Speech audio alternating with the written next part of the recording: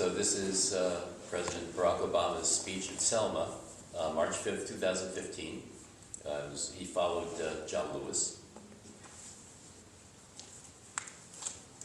It is a rare honor in this life to follow one of your heroes, and John Lewis is one of my heroes. Friends and fellow Americans, there are places and moments in America where this nation's destiny has been decided. Many are sites of war, Concord and Lexington, Appomattox and Gettysburg. Others are sites that symbolize the daring of America's character. Independence Hall and Seneca Falls, Kitty Hawk and Cape Canaveral. Selma is such a place.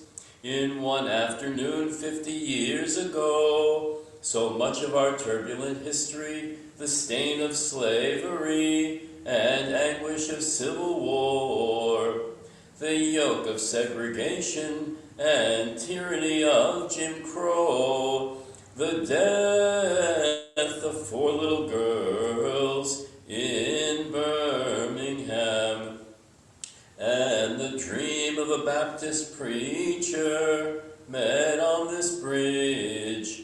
It was not a clash of armies, but a clash of wills, a contest to determine the meaning of America. They did as Scripture instructed. Rejoice in hope. Be patient in tribulation. Be constant in prayer. And in the days to come, they went back again and again. When the trumpet call sounded for more to join, the people came, black and white, young and old, Christian and Jew, waving the American flag and singing the same anthems full of faith and hope. A white newsman, Bill Plant, quipped that the growing number of white people lowered the quality of the singing. To those who marched, though those old gospel songs must have never sounded so sweet. In time, their chorus would reach President Johnson, and he would send them protection, echoing their call for the nation and the world to hear. We shall overcome. What enormous faith these men and women had. Faith in God, but also faith in America. What they did here will reverberate through the ages, not because the change they won was preordained, not because their victory was complete, but because they proved that nonviolent change is possible, that love and hope can conquer hate. What greater expression of faith in the American experiment than this? What greater form of patriotism is there than the belief that America is not yet finished, that we are strong enough to be self-critical, that each successive generation can look upon our imperfections and decide that it is in our power to remake this nation to more closely align with our highest ideals. That is why Selma is not some outlier in the American experience. That's why it's not a museum or a static monument to behold from a distance. It is instead the manifestation of a creed written into our founding documents. we the people, in order to form a more perfect union. We hold these truths to be self-evident, that all men are created equal.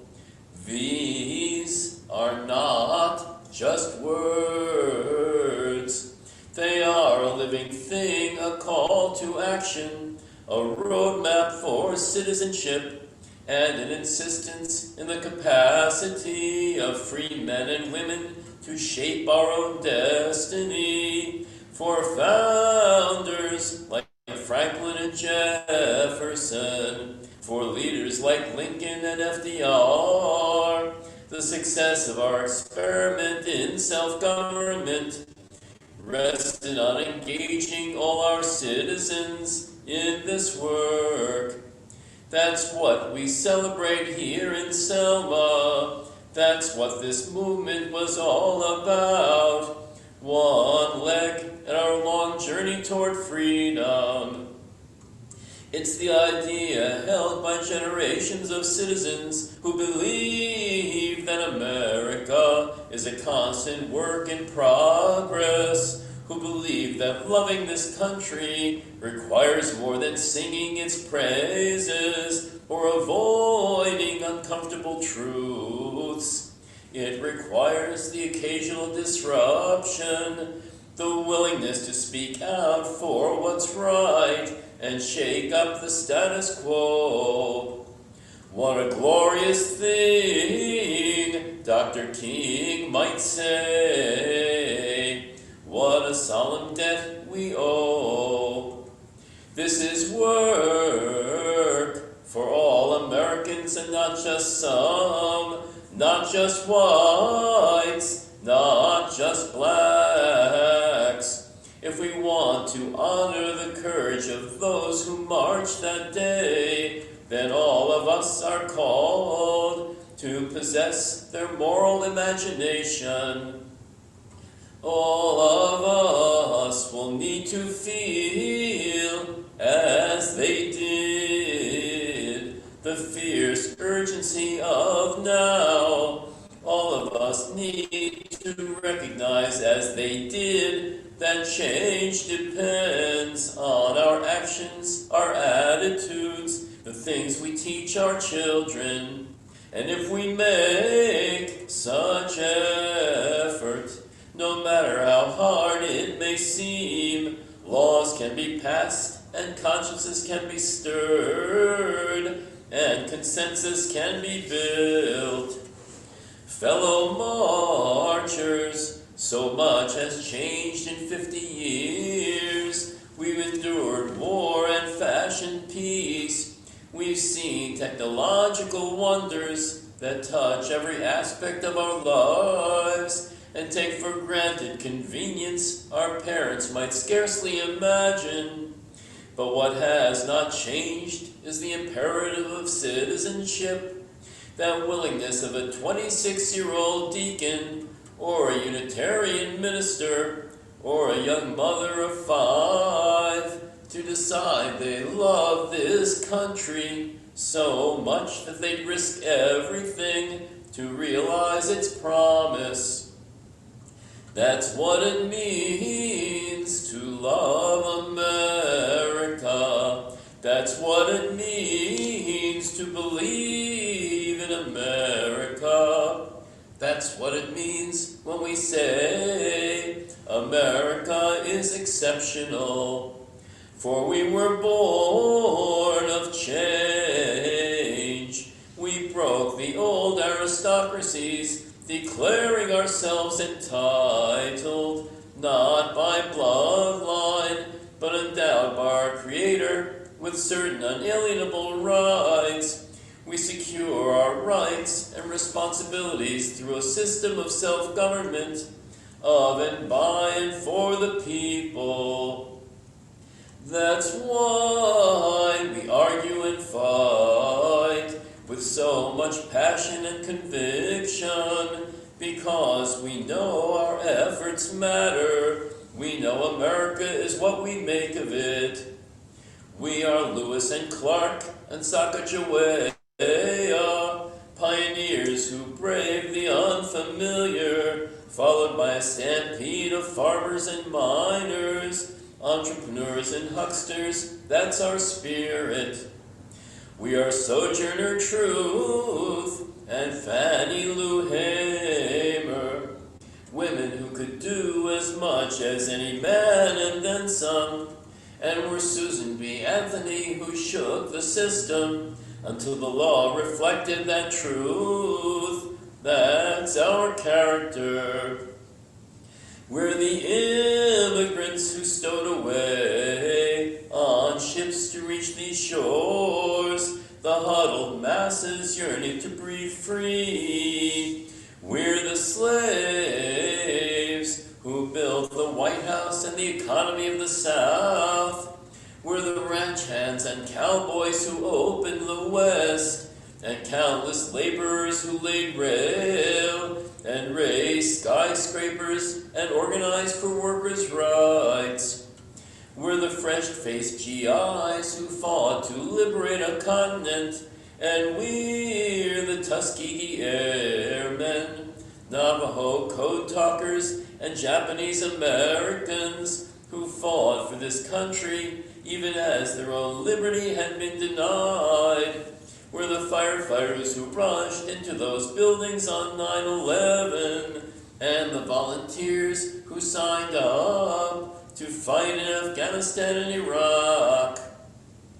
We are storytellers, writers, poets, and artists who abhor unfairness and despise hypocrisy and give voice to the voiceless and tell truths that need to be told. That's what America is, not stock photos or airbrushed history, or feeble attempts to define some of us as more American as others. We respect the past, but we don't pine for it. We don't fear the future, we grab for it. America is not some fragile thing. We are large, in the words of Whitman, containing multitudes. We are boisterous and diverse and full of energy, perpetually young in spirit.